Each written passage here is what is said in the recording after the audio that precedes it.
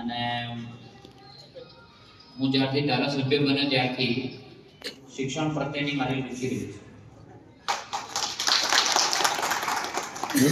હું પોતે શૈક્ષણિક સંસ્થા ચલાવું છું એટલે મને ખબર છે કે એની તાકાત શું છે. અંદરથી સમાજનો કોઈ દીકરો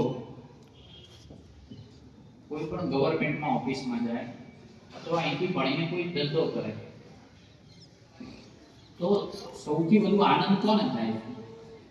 આનંદ એને થાય છે કે જે કોઈ ભણ્યો નથી વ્યક્તિ પણ એને પોતાના ખિસ્સામાંથી પૈસા સમાજના કોઈ ભવનમાં, બિલ્ડિંગમાં, હોસ્ટેલમાં, શિક્ષણમાં આપ્યા હોય અને એમાંથી ભણીને કોઈ બહાર પડે ત્યારે આપણને એમ થાય છે કે આપણું આલેલું દાન લેખે થાય છે.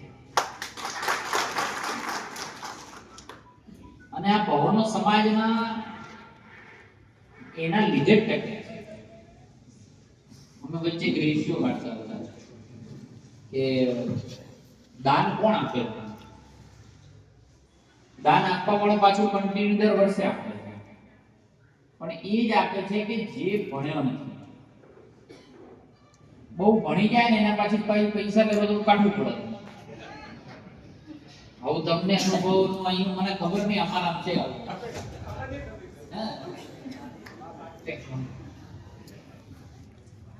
એટલે પણ આ એટલા માટે વાત કરું છું કે એ લોકો સંદેશો પહોંચે એમના સુધી કે એમની પેઢીને ભણાવવા માટે કરી અને ન ભણેલા લોકોએ આમાં ખૂબ યોગદાન આપ્યું છે. એટલે આવી સંસ્થાઓ એક ઊભી રહી જાય પૈસા માટે કરીને એવું ન થવું જોઈએ. આ ચાલવી જ જોઈએ પરંપરા. જેટલું કમાય થોડું ઘણું આપવું જ પડે એમાંથી, તો જ સમાજનું નિર્માણ થતું રહેતું હોય. આપણને એમ કે આપ્યું શું? એક ઉદાહરણ આપીશ કે ઘણાને એમ થાય દાન આપવાથી શું થાય. એકવાર પાર્થે કૃષ્ણને કહ્યું, કૃષ્ણએ કહ્યું પાર્થને કે ભાઈ તારે પાણીના પાત્રમાં પગ રાખવાનો છે, માછલીની આંખ વિધવાની છે, આમ કરજે તેમ કરજે. એટલે પેલો પાર્થ બગડ્યા કે વગર મારે જ બધું કરવાનું છે, તારું કામ શું છે? ત્યારે કૃષ્ણ એવું કહે છે કે હે અર્જુન, તું પાણીના પાત્રમાં પગ રાખશે? તો કે હા.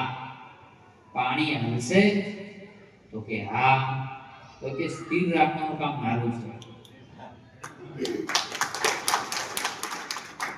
જ્યારે તારી શક્તિઓ કે વિરામ પામશે ને ત્યારથી મારી શક્તિનો સંચાર શરૂ થશે. એમ આ દાતારીઓ જે છે એ દાતારીઓની જ્યારે શક્તિઓ પૂરી થઈ જશે ને ત્યારે આ દાન કરેલી શક્તિઓ ભગવાન ક્યારે એને શક્તિઓને વિરામ નહીં પામવા દે. આ દાતારીનું કામ છે.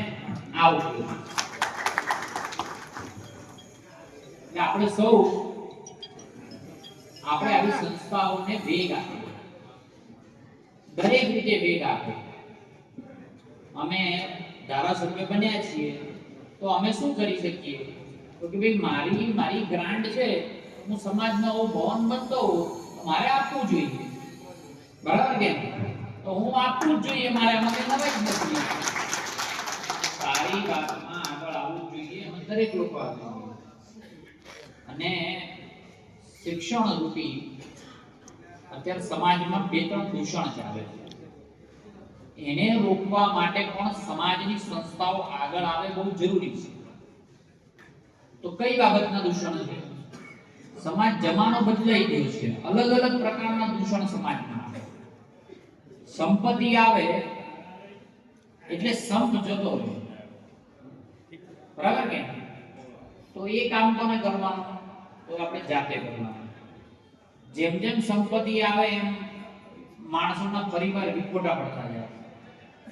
આ બેઠેલા જોઈ કરીને બધાને ખબર હશે એક રસોડે કેટલા જણા જમતા હતા અને હવે ધીમે ધીમે ધીમે ધીમે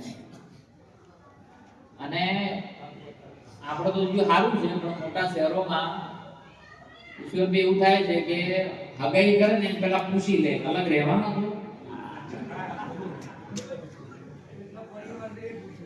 હા, એ પૂછે. એટલે સંપત્તિ આવે એટલે સંપ જાય.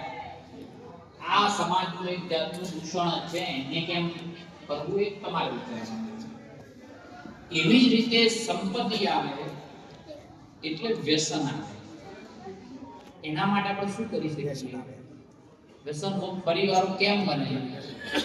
કેમ આપણો કોઈ દીકરો દીકરી એમાં ના જતા રહે? આપણે કહેવાય.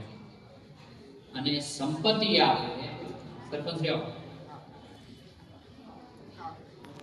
સંપત્તિ આવે એટલે 2 નંબરના રૂપિયા પણ આપણા ઘરમાં દાખલ થાય.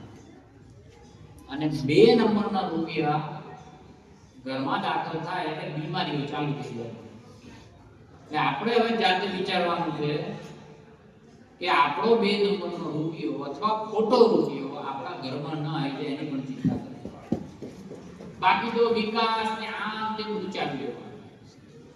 હમણાં એક સાહેબ નવો ટ્રેન્ડ યુવાનોમાં ચાલુ થયો છે કે શોર્ટકટ પૈસાની લાલચમાં પોતાના બેંક એકાઉન્ટ ભાડે આપવાનું ચાલુ કર્યું. એટલે કોઈ એમ કે તારું એકાઉન્ટ મને આપો તો તને મહિને આટલા રૂપિયા આપો. તો માણસને મજા આવી જાય, બેંક એકાઉન્ટ લે આવ્યું નંબર જ આપવું નથી અને કે તને જે પૈસા આવે મને આપી દેવું પડે. એટલે સારું, આ તો સારું કહેવાય. નંબર આપવાથી મને પૈસા તો ઉપાડી પાછા આવવાનું, મને 10,000 મળતા હોય તો આપો. એવું બીજું ચાલુ થયું કે જેટલી વાર જેટલા પૈસા આવે એના 10% તાર,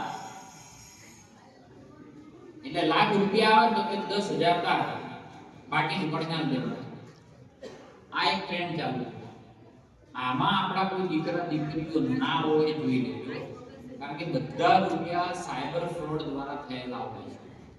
એટલે સાયબર ક્રાઇમના જેટલા બી ગુના નોંધાય એ જેનો એકાઉન્ટ હોય એની પર નોંધાય છે, પેલા ઉપર નથી નોંધાતા.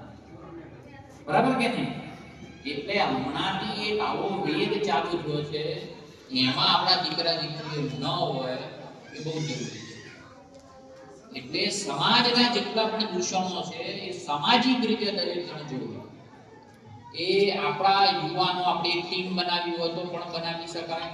કોઈને સારું કાઉન્સેલિંગ, કોઈ વ્યસને ચડી ગયો હોય તો સારું કાઉન્સેલિંગ કરી શકાય. એ કાર્યો પણ અહીંયા થાય. અને ત્રીજી મહત્વની બાબત કે આવનારા સમયની અંદર હાલ જે જરૂરિયાત છે એ છે બાળ સંસ્કાર કેન્દ્રો ચાલુ કરવાની અને ઘર સંસ્કાર કેન્દ્રો ચાલુ કરવાની. એની અંદર પણ સમાજની આ સંસ્થા આગળ આવે એવી હું પણ વિનંતી કરું છું આપને. કારણ કે આપણી આ પેઢી અત્યાર સુધી બધાને ખબર છે મંદિરમાં જઈને પગે લગાવે. અત્યાર સુધી બધાને ખબર છે કે આપણી કુળદેવી શું છે. અત્યાર સુધી બધાને ખબર છે કે આપણી પરંપરાઓ, સંસ્કૃતિ શું છે. પણ નવી પેઢીને તમે સમાજના કોઈ કાર્યક્રમમાં પણ જોશો ને તો યુવાન ઓછા આવે. બરાબર કે નહીં? કેમ? કે એનાથી દૂર છે. એટલે બાળ સંસ્કાર કેન્દ્ર, એને જો ગીતા નહીં આવડે, એને જો વેદ ઉપનિષદો નહીં આવડે, એને જો આપણા ધાર્મિક ગ્રંથોની જો ખબર નહીં હોય, જો એકવાર આ વિષયથી કટ થઈ ગયો હોય તો એની પેઢી ક્યારેય એ ધર્મ સાથે જોડાવાનો નથી. એટલા માટે કરીને પણ બાળ સંસ્કાર કેન્દ્ર અને ઘર સંસ્કાર કેન્દ્ર ચાલુ કરવા જોઈએ. અને પ્રૂવન છે, અભિમન્યુએ પોતાના માતાના ગર્ભમાં જ પોતે 7 વિદ્યાઓ પોતા કેવી રીતે વિજવા શીખી લીધી. એટલે કેમ તો કે એને ઘર સંસ્કાર આપવામાં આવ્યા. મારે કેમ કેવું પડે એવું? તમારો કોઈ પરિવાર એવું બાકી નહીં હોય કે જે એમ કહી શકે કે ઘણાના દીકરાઓ કોઈને ખૂન કરી આવે, કોઈ જે બબાલ કરી આવે, કોઈ રેપ કરી આવે, કોઈ છેડતી કરી આવે, અને પછી આપણે સમાજવાળા શું કહીએ કે આનો પરિવાર તો કે હારો છે, આ ક્યાંથી આવો પાક્યો? કહીએ ને આવું. આ તમામ સમાજની વાત છે, સમાજને કે આ પરિવાર તો હારો છે પણ આવો કેમ છોકરો પાક્યો? ત્યારે એ થયું બચપનમાં એને કોઈ બાળ સંસ્કાર નથી મળ્યા અને ઘર સંસ્કાર નથી મળ્યા. એટલા માટે પણ આપણે જરૂરી છે કે આપણે સામાજિક વ્યવસ્થાઓ એવી ઊભી કરી. અમે એક પ્રયત્ન કર્યો છે સામૂહિક રીતે, દિનેશભાઈ બી હાજર હતા, કે આપણે ઘર સંસ્કાર કેન્દ્ર અને બાળ સંસ્કાર કેન્દ્રની શરૂઆત કરી છે ડીસામાં. પણ આ વ્યવસ્થાઓ જો સમાજ પ્રમાણે જો થતી રહે તો પણ ઉત્તમ છે. બાકી હું ખૂબ બધા દેશ ફર્યો છું અને